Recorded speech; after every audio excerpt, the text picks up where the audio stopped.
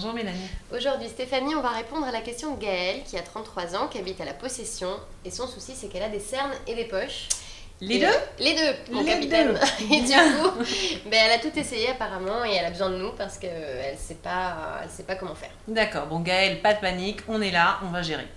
Alors, donc, ce sont deux problèmes différents, les cernes et les poches, d'accord ? Donc, deux problèmes, deux solutions. D'abord, les produits de soins qui sont adaptés au contour des yeux, qui vont estomper le gonflement. Et le produit de maquillage, ce qu'on appelle un anti-cerne, donc qui se présente en crème, qui se présente en crayon, qui va en fait apporter une coloration et permettre de diminuer la couleur foncée qui se trouve sous l'œil qu'on peut avoir. Ok ?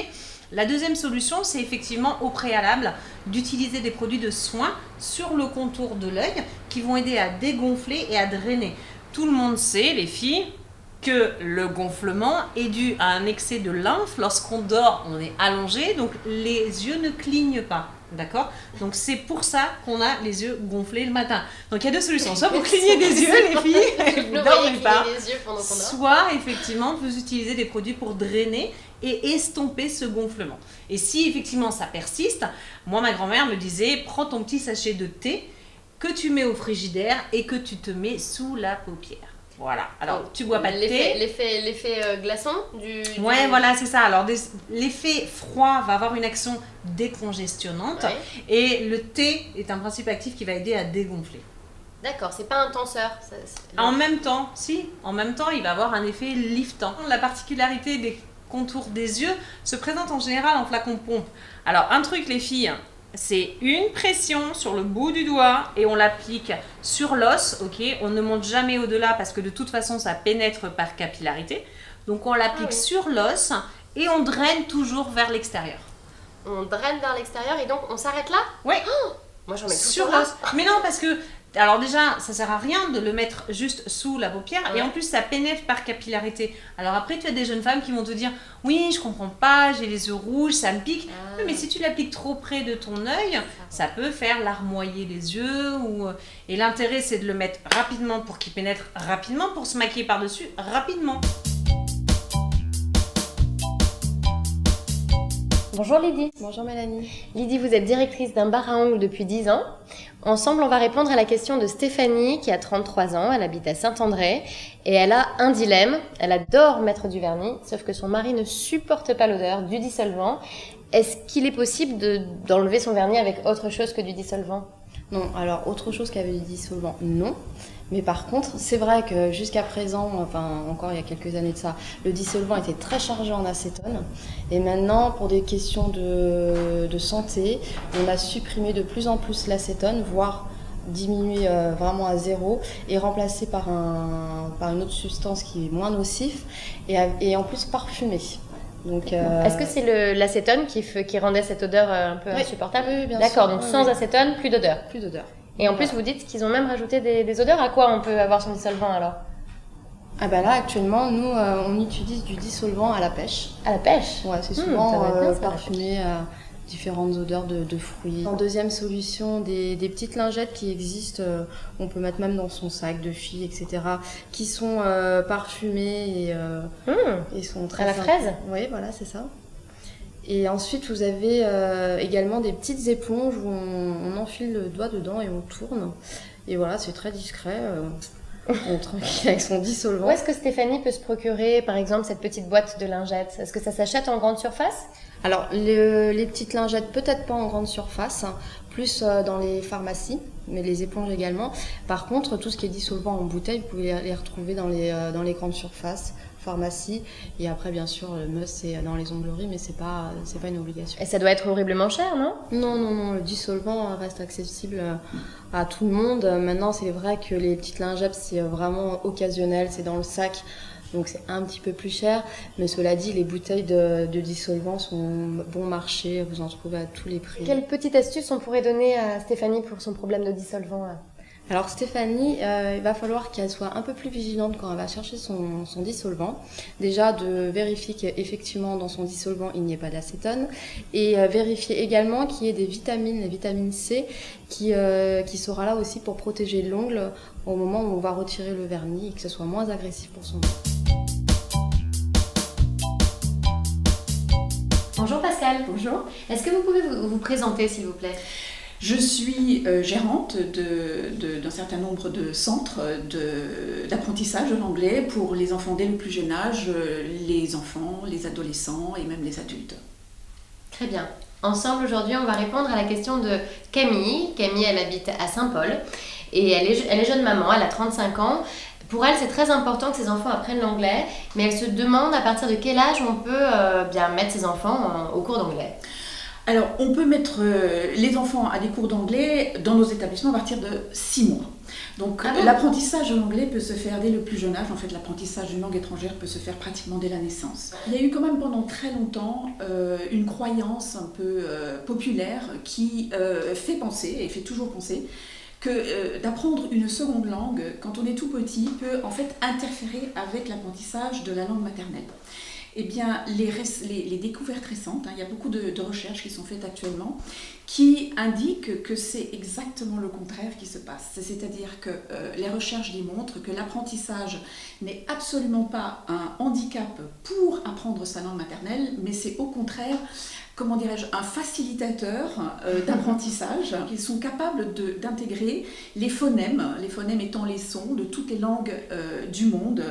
Ils font la différence entre une langue et une autre langue. Absolument. Les enfants font tout à fait la différence grâce à la musique. Chaque langue a sa propre musique. Oui. D'accord ?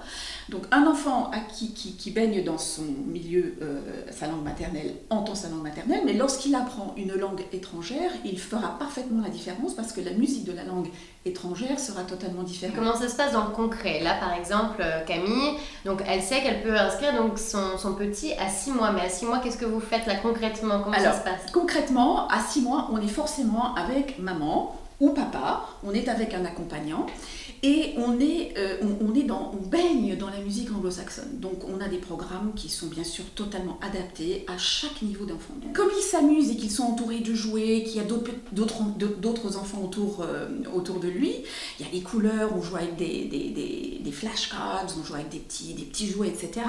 Et forcément quand on leur demande de participer avec papa ou maman, ben forcément la parole vient et donc le son vient.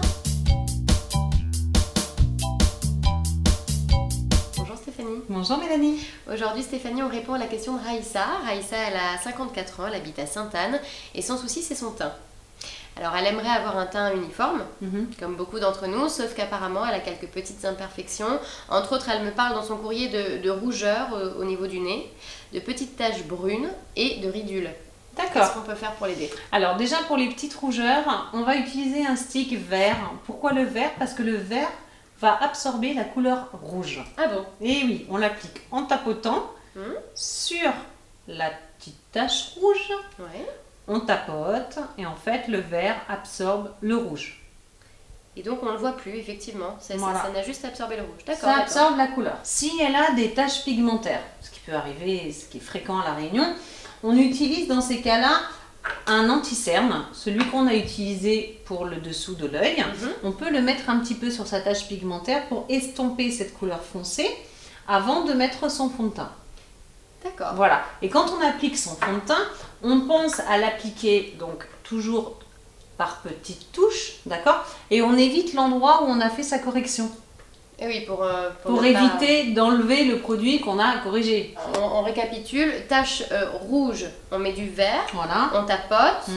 Tache brune, on met de l'anti-cerne plus clair, on tapote. Et ensuite, le fond de teint par-dessus, uniformément sur tout le visage, en faisant attention de ne pas abîmer le travail qu'on a fait au préalable. Exactement, voilà. Et pour les ridules? Alors, les ridules, ce qu'il faut faire attention, on ne peut pas malheureusement d'un coup de baguette magique les faire disparaître. En revanche, il y a des produits magiques sur le marché qui vont aider en fait à combler les rides avant de mettre son fond de teint et qui, optiquement parlant, va tricher en fait. On va jongler avec les pigments optiques qui va permettre de flouter la ride et permettre un lissage global.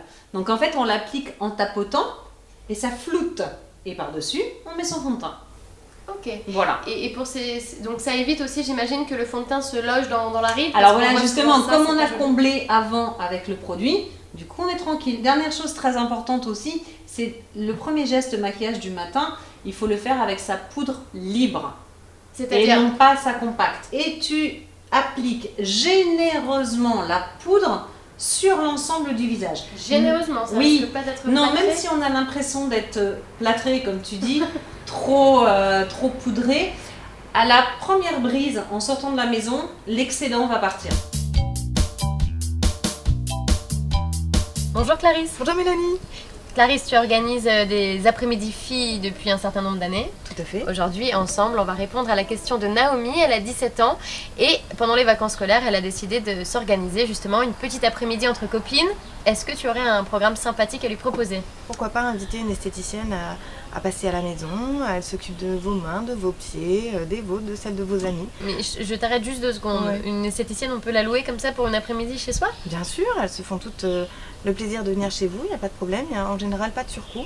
Et donc elles viennent à domicile s'occuper de vous. Chacune son tour. Tout à fait. Mais si on n'a pas les moyens?